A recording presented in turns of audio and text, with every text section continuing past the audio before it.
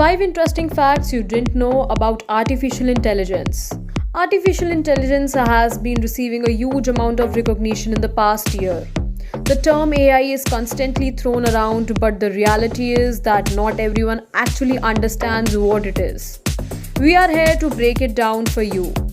If you have ever searched for a movie on Netflix or asked Siri the temperature, you have interacted with AI. Originally coined by John McCarthy in 1955, AI is a machine with the ability to solve problems which usually are performed by humans using our natural intelligence. AI is used to build agents or robots which can replicate human behavior and make decisions on our behalf. So let's start with those amazing facts. First, most AI bots are female.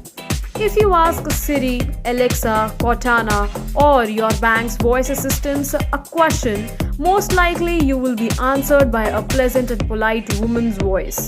The reason? Study shows that males and females are more attracted to a woman's voice.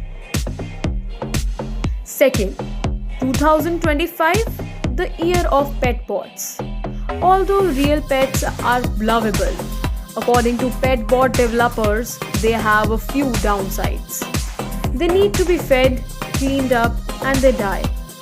AI pets will be bots that look, feel, and act like a real animal, but eliminate such issues experienced by owners. Third, AI can read your mind. Scary, right? A new methodology has been developed by robotics that create an image of your thoughts using an fMRI scanner. The AI is designed to construct an image from your brain and compare it with other pictures received from volunteers. Fourth, AI is estimated to kill 6% of jobs by 2021. That's about 1,160,000 people out of work only in Canada. Although AI is helpful in cutting business costs, it's set to create some serious problems.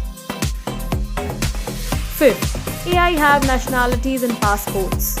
Sophie, a lifelike humanoid, has gained guaranteed citizenship of Saudi Arabia. This has brought much controversy as the public wonders and questions whether or not robots should have rights. The main purpose of AI is for humans to have a machine that thinks faster and more efficiently. But the question becomes, in the process, will machines take over our world? Will it help us reach our highest potential or destroy us in the process?